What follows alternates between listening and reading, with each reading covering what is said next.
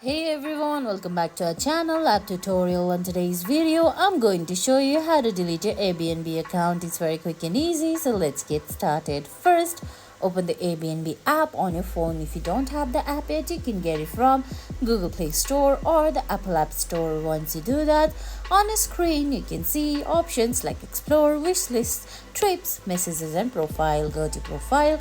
Under profile you can find settings.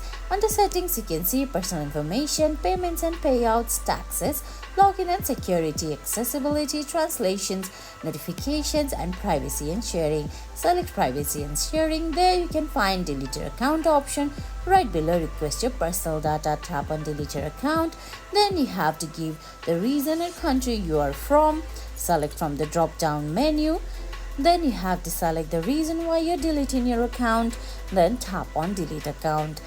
Then you have to verify that you are the one deleting your account.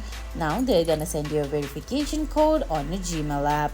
Wait for the verification code, copy the code and paste it. Then they're gonna delete your account on Airbnb.